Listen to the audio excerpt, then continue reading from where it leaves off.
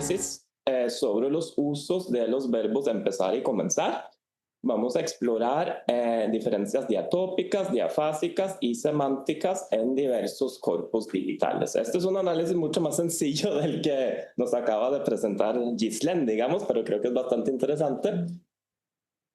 Vamos a ver. Por ahorita, vamos, me parece que es, o sea, a ver, ¿qué le votando?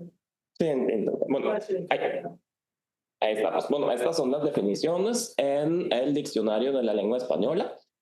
Básicamente, la entrada de comenzar remite a la entrada de empezar y estas son las acepciones.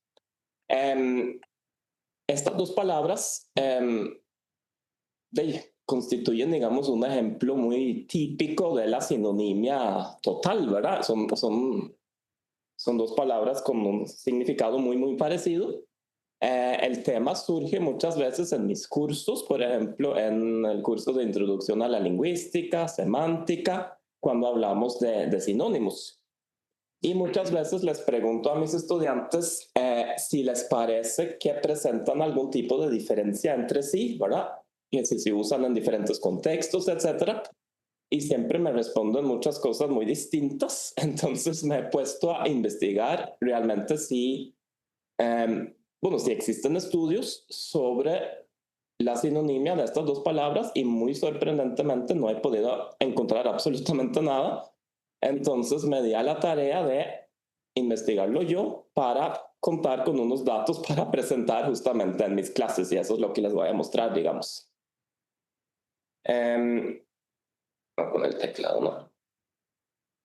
Vamos a ver.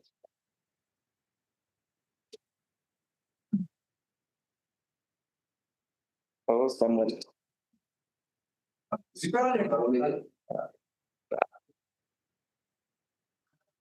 Está pegado.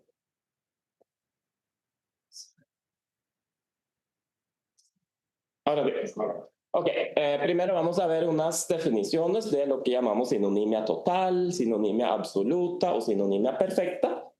Primero, Loebner, que dice que es una equivalencia entre todas las variantes de significado de dos lexemas en todas las dimensiones de significado, el significado descriptivo, el social y el expresivo.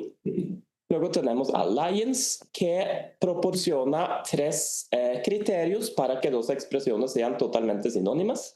Número 1, todos sus significados deben ser idénticos. 2, tienen que ser sinónimas en todos los contextos. Y 3, deben ser semánticamente equivalentes en todas las dimensiones, tanto las descriptivas como las no descriptivas. Aquí tenemos una tipología de cruce que distingue entre tres tipos de sinonimia. Primero, la sinonimia absoluta, que sería cuando dos palabras presentan equivalencia completa en cuanto a su significado. Luego está la sinonimia proposicional, que es cuando una palabra puede sustituirse por otra en cualquier expresión sin que cambien las propiedades condicionales de veracidad. Y por último, la casi sinonimia, que es cuando dos palabras presentan significados cercanos, pero no equivalentes.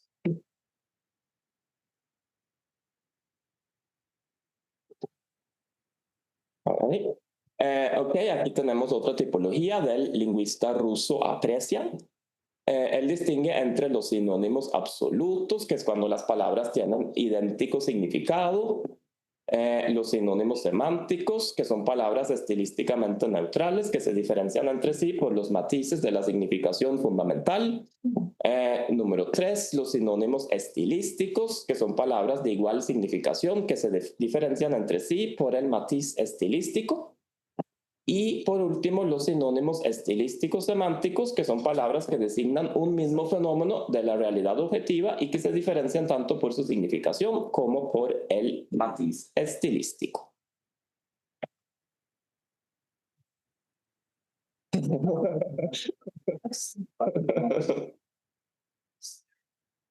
Ahora sí con el mouse. Que se duerme, entonces Sí, nada más hay que pero el poner teclado un también, poquito sí, y sí. ya está. Tenemos esta cita de García Murga, que es muy difícil encontrar dos palabras en una lengua que sean sinónimas en todos los niveles de análisis.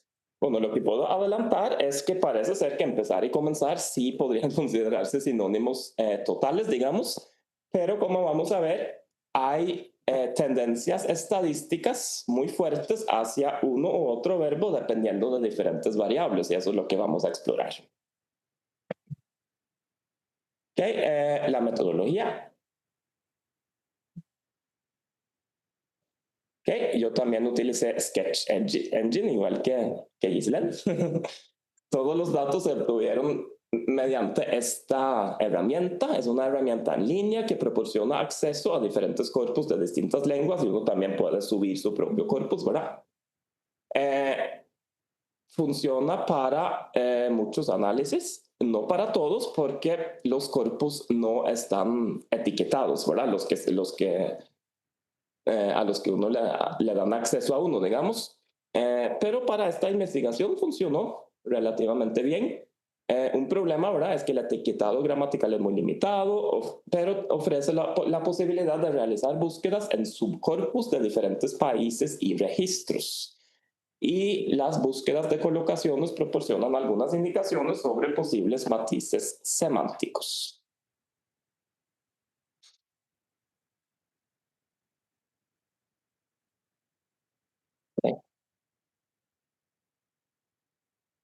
Ok, entonces esta es la página principal de la herramienta.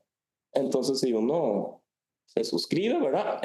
Tiene acceso a una gran cantidad de corpus y se pueden realizar este tipo de análisis que se ven aquí. Es una herramienta muy sencilla. Entonces, además de mostrarles los resultados de esta investigación, también quiero mostrarles cómo se puede utilizar esta herramienta para realizar diferentes análisis sin tener que tener realmente muchos conocimientos informáticos, ¿verdad? Entonces es para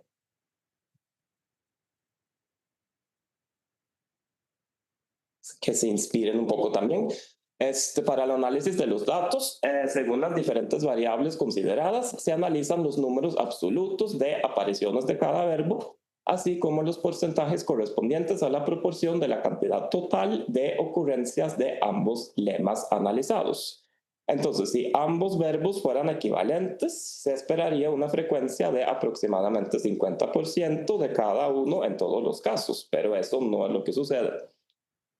Todas las tablas que les voy a mostrar se ordenan descendientemente según la proporción de uso de empezar, ya que, como se apreciará, es el menos frecuente de los dos en el mundo hispanohablante. Entonces, quiero destacar los casos en los que empezar es el verbo preferido de los dos. La preferencia por uno de los dos verbos en cada caso se verificará mediante una prueba Z de dos proporciones con un valor P de 0,01 como umbral para la significancia estadística. De una vez digo que todas las diferencias que vamos a ver en esta presentación sí son estadísticamente significativas.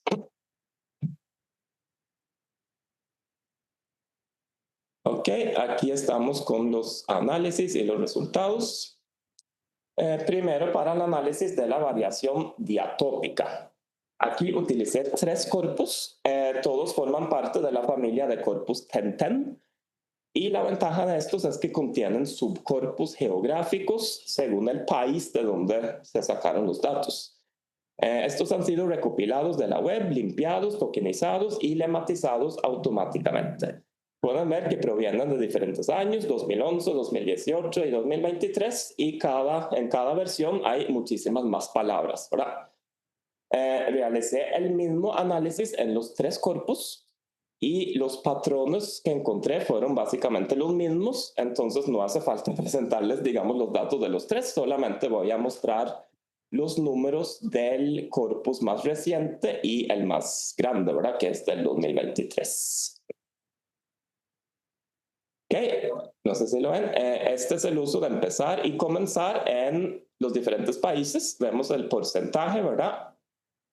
Entonces, donde más se utiliza empezar en estos corpus sería en Perú, seguido de Ecuador y Paraguay. Luego tenemos Guatemala, Colombia, Costa Rica y España, que serían los únicos 7 países donde se prefiere, digamos, el verbo empezar. En el otro extremo de la tabla encontramos Cuba, Venezuela, Chile, ¿verdad? Donde se usa muy poquito el verbo empezar, ¿verdad? Y si comparamos Perú con Cuba, las diferencias son muy, muy grandes, ¿verdad? Sorprendentemente grandes.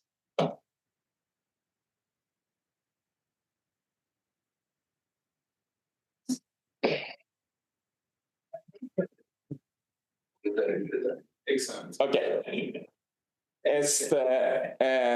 ¿Qué conclusiones podemos sacar de esto? Primero, ¿verdad? Encontramos algunos patrones geográficos. Empezar predomina en los países andinos de Perú, Ecuador y Colombia. Además, es el verbo preferido en Paraguay, Guatemala, Costa Rica y España, creo que dice ahí. Mientras que comenzar es más común en el resto de Hispanoamérica, especialmente en la zona caribeña, que sería en este caso Cuba, Venezuela y República Dominicana, y en el cono sur, que serían Chile, Uruguay y Argentina. Uno podría pensar que podría haber sesgos, digamos, en estos subcorpus, que para un país se incluyeron más textos formales y para otro país se incluyeron más textos informales, digamos. Sin embargo, la presencia de patrones similares en países de una misma región y en diferentes versiones del corpus también, porque lo mismo pasa en las tres versiones, para mí, digamos, sugiere que los hallazgos son relativamente confiables y además que las diferencias son tan grandes, ¿no? La única excepción podría ser en el caso de Centroamérica, porque ahí los subcorpus eran mucho más limitados. Entonces, en esos casos, ¿verdad? Podría haber ciertos sesgos que podrían explicar por qué los datos de Centroamérica son tan heterogéneos, digamos, porque realmente no se encontró ningún patrón dentro de la región centroamericana. No sé si podemos devolvernos, ¿verdad? Pero no se puede. Bueno, aquí también tenemos un mapa donde el país, entre más oscuro, digamos, más se prefiere el verbo empezar.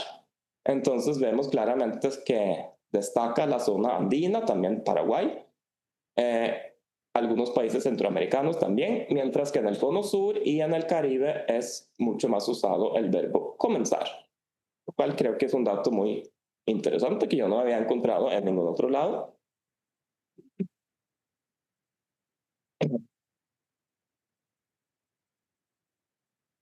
Okay. El siguiente análisis es de la variación diafásica. Esta variación ocurre de acuerdo con el contexto y el propósito de la comunicación. Incluye variables como el medio de comunicación y distintos niveles de formalidad. Las diferentes variedades en la dimensión diafásica las podemos llamar registro, las podemos llamar género. Aquí utilizaré los términos como sinónimos. Registro o género significará lo mismo.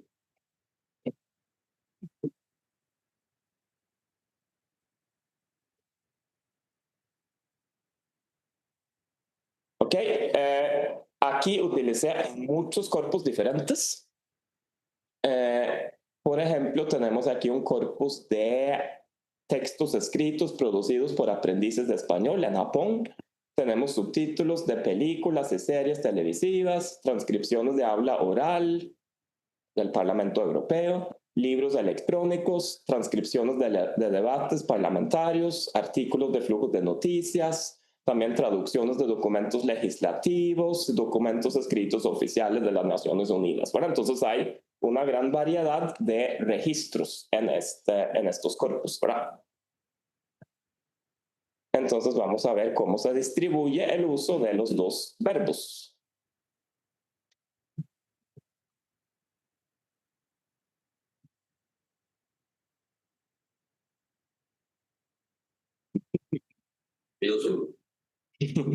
Ya no se puede. Ya. No se puede. Ah, sí, ahora sí, sí se puede. Sí, gracias. Entonces, vean estos números tan diferentes entre los corpus, ¿verdad? Vemos que en el corpus de aprendices de español, empezar es casi el único verbo que se usa de los dos, ¿verdad? 88%. Entonces, eso indica que, por lo menos en Japón, el primero que aprenden es empezar. En los subtítulos, ¿verdad? que representan un registro bastante informal y en realidad es una representación de un registro oral incluso, ¿verdad? También se prefiere empezar y lo mismo sucede en el corpus de debates, digamos, orales, ¿verdad? Son los únicos 3 corpus donde predomina el verbo empezar. En todos los otros es más usado comenzar. Y vemos que donde más se utiliza comenzar es en los corpus más formales, ¿verdad? De los textos legislativos y de las Naciones Unidas. Entonces hay diferencias enormes aquí también entre los dos verbos.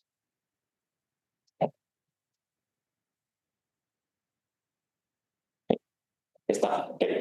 Además, en el corpus de 2018, además de los dominios nacionales, hay 3 subcorpus delimitados según el género. Los 3 géneros incluidos serían blog, discusión y noticias.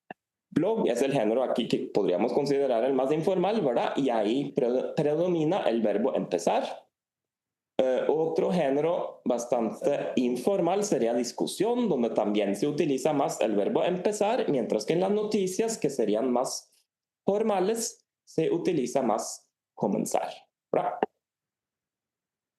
Bueno, Estaba haciendo todo el tiempo. Ok. Conclusiones de esta parte. Empezar es el verbo preferido en la comunicación informal. Comenzar es el verbo preferido en la comunicación formal. Luego, el registro oral favorece empezar, mientras que el registro escrito favorece comenzar. La combinación de ambos factores asociados con uno de los 2 verbos propicia aún más su uso. Entonces se utilizaría empezar más en un corpus informal oral, digamos, ¿verdad? Eso está vivo. Okay, el último análisis es de la variación semántica. Esta variación, digamos, es más difícil de analizar en este tipo de corpus que no proporcionan información semántica detallada. Entonces, recomendaría realizar un análisis similar en corpus ya etiquetados. Pero, bueno, aunque Sketch Engine proporciona algunos listados de los sujetos y objetos directos de los distintos verbos, estas listas no se generan de forma completa y los verbos no están etiquetados según su valencia gramatical. Aún así, quise incluir este análisis porque creo que los pocos datos que nos da sirven para observar algunos patrones, digamos. Particularmente los listados de sujetos y objetos pronominales de cada verbo. Aquí tenemos los números relevantes. Sketch Engine da una lista de los sujetos pronominales utilizados con los verbos. Los únicos que da son yo y tú. Hay que tener en cuenta aquí que en los corpus en general, comenzar es el verbo más utilizado, pero con el sujeto pronominal yo o tú, empezar es por mucho, ¿verdad?, el más usado de los 2, con porcentajes muy altos. Entonces, esa es una observación, ¿verdad?, que tiene que tener alguna explicación. Algo muy similar sucede con los objetos pronominales, le y lo, donde empezar también presenta un uso muchísimo mayor que comenzar. Entonces son casos, digamos, de excepción que podríamos tratar de explicar. Lo que podemos ver es que la primera y la segunda persona gramaticales se ubican en las 2 primeras posiciones de la jerarquía de anonimicidad y casi siempre hacen referencia a seres humanos. En cambio, la tercera persona gramatical muchas veces alude a un referente inanimado sin posibilidad de ser agentivo, tal como un objeto, un evento o un proceso. Por consiguiente, los números relativos a los sujetos pronominales sugieren que empezar es el verbo preferido cuando el sujeto presenta mayor grado de agentividad, mientras que comenzar se emplea predominantemente con sujetos de agentividad más baja. Además, los números relativos a los sujetos pronominales apuntan a que empezar se utiliza mucho más frecuentemente como transitivo que comenzar, por lo menos es una indicación, ¿verdad? Y el sujeto de un verbo transitivo prototípicamente es más agentivo que el de un verbo intransitivo. Entonces, con base en datos tan sencillos, digamos, podemos formular algunas hipótesis, por lo menos, ¿verdad? Pasamos a las conclusiones generales. Número 1, según lo que hemos visto, empezar es más usado en la región andina, mientras que comenzar es más usado en la región caribeña y el cono sur. Número 2, empezar es más usado en registros orales e informales, mientras que comenzar es más usado en registros escritos y formales. Y número 3, que es la parte que necesita corroborarse mejor, ¿verdad? Pero por lo menos parece ser que empezar es más usado con sujetos agentivos y en construcciones transitivas, mientras que comenzar es más usado con sujetos menos agentivos y en construcciones intransitivas. Puede ser que estas conclusiones no sean tan sorprendentes, yo no sé, ¿verdad? Pero por lo menos no había encontrado nada publicado sobre el tema, entonces me parece muy interesante. Aquí están las referencias, aquí y aquí, bueno, y esto hace un par de meses se publicó, entonces si quieren estudiar los números con mayor detalle, ahí está el artículo, incluso podrían, no se puede ahora porque esto lo cubre, ahí podrían escanear el código QR, ahí van a encontrar todos los números y muchos más. Entonces, listo.